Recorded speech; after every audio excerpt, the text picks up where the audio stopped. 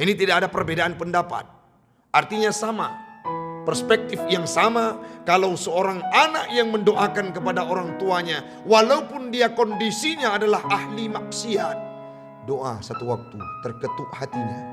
Bedah malam-malam Ramadan tengah iktikaf di masjid, dia doakan orang tuanya dengan penuh keikhlasan. Ya Allah, kanam puluh tun udip anak pernah doa kurungsi. 50 tun, 55 tun, 40 tun, 50 tun udip. Anak pernah doa kurungsi. Tapi malamnya kasadar lun, ya Allah, Nabi beluah kuburan nurung silun langsung diterima oleh Allah dan dikabulkan kepada orang tua kita.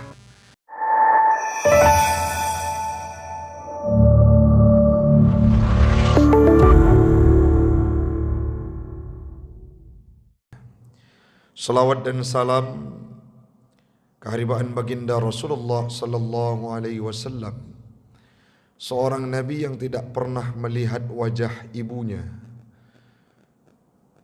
pernah dilihat tetapi tidak berbekas dalam kehidupannya. Kenapa? Karena sangat balia. Kecil beliau meninggal dunia ibunya dan tidak pernah melihat wajah ayahnya sama sekali. Namun beliau merupakan pribadi yang sangat menjunjung tinggi nilai-nilai pembaktian, terutama kepada kedua orang tua. Salawat dan salam kepada al dan sahabat beliau sekalian, alim ulama mutaqaddimin dan mutaakhirin yang muktabar kedua-duanya. Yang kami hormati Bapak Gesyi yang hadir pada subuh yang berbahagia ini, Tengku Imam dan seluruh jamaah yang dipilih oleh Allah untuk meninggalkan kelelapan tidur, hadir kita berjamaah. Semuanya ini akan ditulis dengan sebuah kebaikan oleh Allah Subhanahu wa taala. Pada subuh yang berbahagia ini, nasihat sebetulnya lebih prioritas bukan untuk jamaah. Artinya nasihat ini merupakan nasihat yang saya nasihati diri saya sendiri. Dalam kondisi sibuk, dalam kondisi banyak waktu yang tersita di luar rumah, sehingga 16 Ramadan sudah, kami mengalpakan untuk melihat wajah sosok manusia yang menjadi sebab lahirnya kita ke dunia. Tadi malam sampai subuh itu terus terngiang wajahnya, kalimatnya, doanya, semuanya terbayang bagaimana indah saat kita bisa bersama dengannya. Dalam sebuah hadis disampaikan oleh Nabi, orang-orang yang berpuasa dalam bulan suci Ramadan akan mendapatkan keampunan sebagaimana yang kita kupas pada malam pertama Ramadan. Berpuasa dengan iman, berpuasa dengan ihtisab, ghufira lahu ma taqaddama min zambih, diampunkan dosa. Dalam hadis yang lain juga disampaikan bahwa syahrul Ramadan itu adalah bulan pengampunan. 10 pertengahan kita akan diberikan maghfiratan minallah, keampunan daripada Allah Subhanahu wa taala. Namun perlu kita ingat pada subuh yang berbahagia ini, Rasul berkata dalam sebuah hadis yang pernah diriwayatkan oleh Imam Bukhari dan Muslim, "Bu'dan liman adraka Ramadan." Celakalah bagi orang-orang yang mendapatkan Ramadan. Falam yughfarlah, mereka tidak diampunkan dosa oleh Allah Subhanahu wa taala. Lantas yang jadi pertanyaan, siapakah di antara mereka? 3 di antaranya yang sangat sering dan kita dapati dan sering dibahas dimanapun. Salah satu di antara 3-nya adalah orang-orang yang durhaka kepada orang tuanya. Hari ini sudah 16 Ramadan Bapak Ibu sekalian. Ada orang-orang tua kita yang terisolir dari kehidupan, yang mereka berada dalam pojok-pojok kehidupan kita. Sibuk kita tinggal di Lancang Garam ini, sibuk kita beraktivitas di Kota Luxmawe ini, sehingga jangankan untuk kita pulang ke rumah, jangankan untuk kita tenteng gula atau makanan lauk untuk mereka berbuka, kabarnya saja tidak pernah kita tanyakan. Maka kalau sedemikian rupa kehidupan kita dalam bulan suci Ramadan, apa kata Rasul? Bu'dan liman adraka Ramadan falam yughfarlah. Celakalah bagi orang-orang yang mereka hidup dalam bulan suci Ramadan tetapi tidak diampunkan dosa oleh Allah Ta'ala. Kenapa? Ada hati-hati yang mereka sakiti belum tersentuh sampai hari ini. Bahkan ada cerita yang pernah kami temukan. Hidup seorang keluarga, kepala keluarga, punya istri, punya anak. Arogansi istrinya luar biasa. Ketenangan istrinya menjadi prioritas dalam kehidupan suami tersebut. Dalam satu waktu, giliran tahun ini, dalam musyawarah keluarga besarnya, jatah untuk mengurus orang tua perempuannya diberikan kepada suami tersebut. Artinya antara kakak beradik dari tahun ke tahun, Ramadan ini dijaga oleh adiknya, Ramadan depan dijaga oleh saudara kandungnya yang lain. Tiba satu waktu jatah dia untuk menjaga orang tuanya. Namun apa yang terjadi hamba Allah, Bapak Ibu sekalian? Ada kalimat-kalimat yang tidak senonoh keluar dari mulut anak yang pernah dibesarkan olehnya. Permintaan dari istrinya, abang, tidak tenang kita hidup dalam bulan suci Ramadan kalau ada mama abang di rumah. Kenapa? Tubuhnya sudah tua renta. Dia tidak mampu memberikan manfaat kepada kita, menyusahkan kita. Sehingga cobalah cari solusi. Khalwahkan dia. Punya istilah dalam bahasa Aceh, nepekalut gede. Atau yang lebih ekstrim lagi, yang lebih tragis lagi, yang lebih sadis lagi, diantarkan orang tuanya ke tempat panti jompo selama 1 bulan Ramadan. Oh, itu Ustaz, cerita-cerita dongeng. Realita yang kita dapatkan, ada anak-anak yang seperti itu kehidupannya hari ini. Demi memenuhi hasrat istrinya, demi memenuhi hasrat kekasihnya, dia iakan siap adindaku, God perumohlun, God binolon. Maka mama malam besok menjelang megang kita antarkan ke tempat khulwah. Kita antarkan ke tempat panti jompo. Kita isolirkan beliau supaya kita bisa hidup dengan tenang dalam bulan suci Ramadan ini. Dengan penuh kegelisahan dan kesedihan. Saat ditawarkan, mak, malam ini beberapa hari ke depan Ramadan sudah masuk. Jadi biar mama tenang beribadah. Biar mama tenang hidup dalam bulan suci Ramadan. Mari anak antarkan, abang antarkan mama ke tempat khulwah ataupun ke tempat panti jompo. Di sana mama tenang untuk beribadah. Orang tua itu tidak akan mengganggu kehidupan anaknya. Tidak akan mengganggu, tidak akan mengusik keharmonisan kehidupan orang anaknya, apalagi orang tua perempuan. Dia tanam, dia gumam dalam hatinya, walaupun sedih, air matanya ditahan. Berkata siap, kalau itu demi ketenangan hidupmu. Bahkan pernah lentume pengaduan urung silun.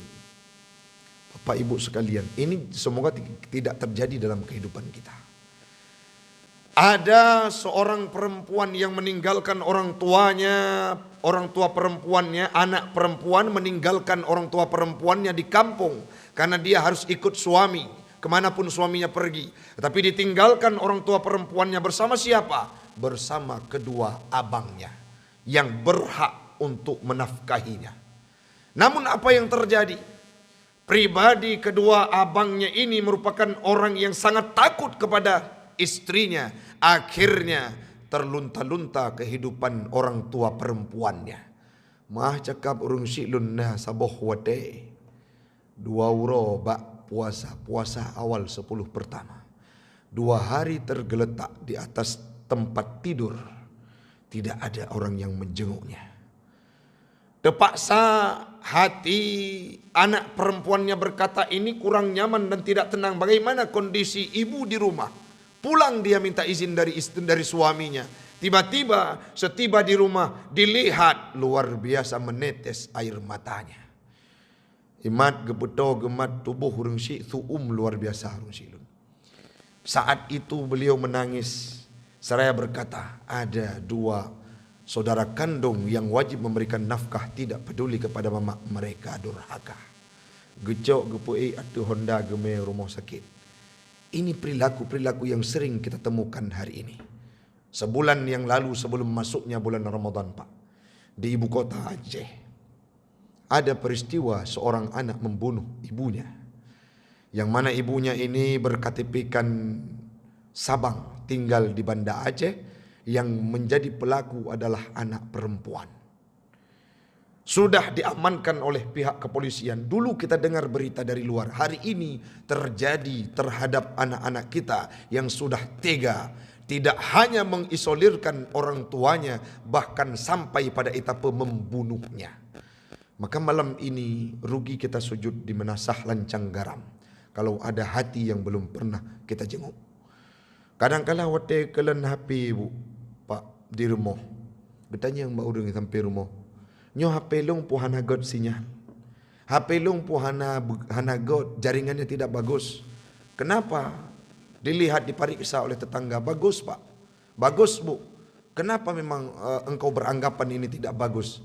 Karena tidak pernah ada panggilan masuk dari anakku. Hari ini kalau sudah 16 Ramadan, belum hadir kita singgah ke kampung, wacanakan. Jangan banyak berbuka puasa dengan orang di luar rumah.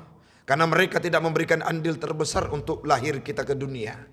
Ingat, tidak ada manusia yang paling setia, yang rela mengorbankan tubuhnya, rela mengorbankan nyawanya, bersimbah peluh, bersimbah darah, 9 bulan mengandung kita. Itulah orang tua kita yang diberikan nama dengan ibu. Menyauronyo urang drone, getanyo Bandung. Apabila ditawarkan, disuguhkan pendapat oleh istri kita, bang, bena permentat mama, nejawab. Itu tugas dan tanggung jawabku di dunia sampai di akhirat. Nabi pernah ditanyakan oleh seorang sahabat, Pak, ya Rasulullah, adakah dari kalangan tabi'in ini yang mulia? Nabi secara spontan menjawab, lihatlah siapa yang hadir dari wilayah Yaman. Nantinya dialah manusia yang dimuliakan di langit walaupun nampak hina di bumi. Siapa? Uwais Al-Qarni. Hana mutume merempok dengan Nabi. Beliau pernah hidup bersama Nabi satu waktu, tetapi tidak sempat untuk berjumpa dengan Nabi. Sampai beritanya Nabi Muhammad sangat terkenal dan beliau sangat berkeinginan untuk jumpa dengan Nabi. Tetapi beliau meninggalkan hal tersebut. Kenapa? Ada seorang ibu yang beliau rawat. Digotong tiap hari saat beliau ingin melakukan aktivitas. Gebet lemo maha cakap. Nah, dalam sebuah riwayat binatang diangkat di atas pundaknya Uwais Al-Qarni tiap hari. Gede wate gunang gepetrenli. Atu gunang gepetrenli. Orang di sekelilingnya dianggap beliau adalah orang gila. Tapi satu waktu apa yang terjadi setelah mapan sigap tigap tubuhnya, beliau gotong orang tuanya yang sudah tidak berdaya. Gebet atuh kok diangkat di atas pundaknya. Beliau bawa untuk umrah atau ibadah haji di keliling Ka'bah. Sebegitu mulianya kehidupan Uwais Al-Qarni. Kenapa? Karena ibadah kepada orang tuanya. Ada anak-anak yang mereka dikutuk oleh Allah Subhanahu wa taala, sangat banyak cerita. Walaupun kadang-kala ada yang menjadi legenda. Tetapi yakinlah, doa yang dipanjatkan oleh orang tua itu akan dikabulkan oleh Allah Subhanahu wa taala. Seorang penjual daging masa Nabi Allah Musa. Beliau tubuhnya biasa. Tak kena juga lagi orang mekat engkut ini elok semawe, Pak. Tapi saat ditanyakan oleh Nabi Allah Musa, saat berkata-kata dengan Allah, ya Allah, siapakah bersama diriku dalam surga?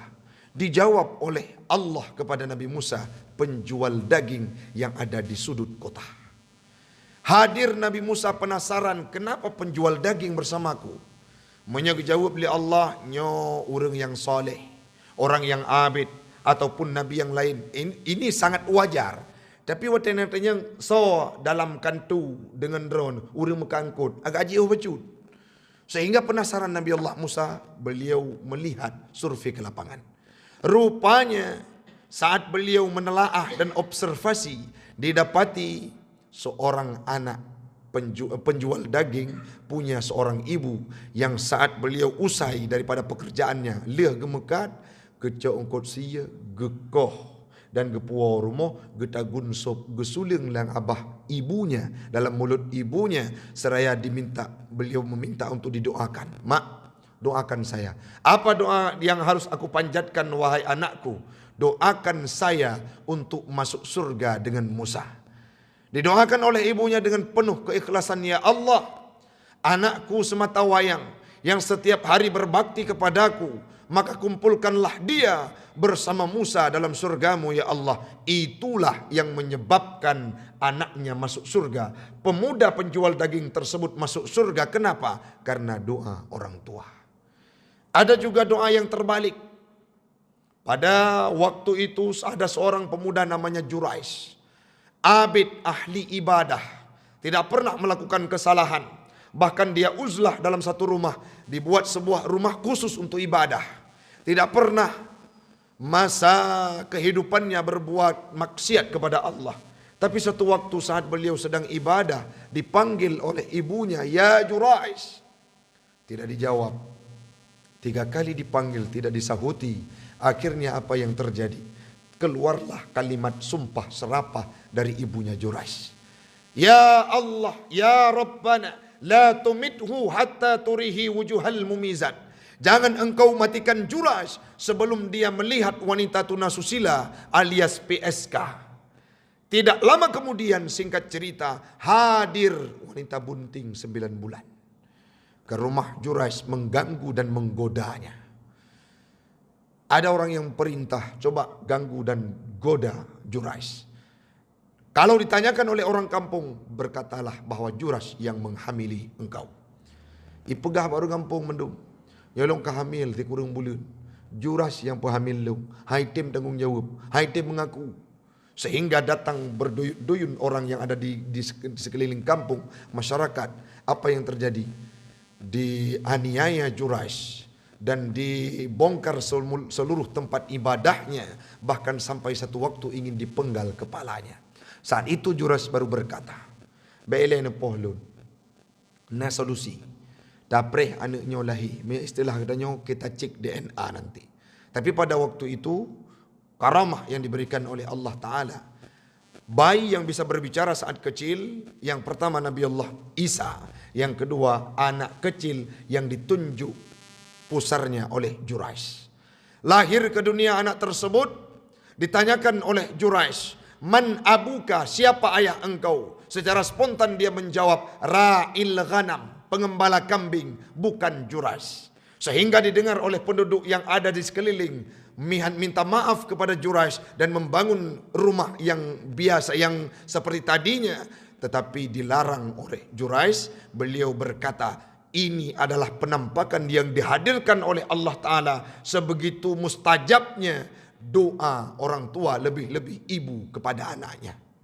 Walaupun doa hana gedrimau, walaupun doa sumpah serapah gedrimau, maka mereka tanya, nah ne, wate bengeh-bengeh, bek sering nekun anak jek hantu, anak jen jek jen bibi, pecit, munya bengeh ne, minimal nekun wali kota Luk Semawe. Memang tuan kuku je wali kota. Artinya apa? Doa, kalimat-kalimat yang diutarakan oleh seorang ibu dan ayah akan mampu terwujud dalam kehidupan anaknya. Sosok yang karamah yang ada di rumah adalah 2 orang, yaitu ibu dan ayah kita.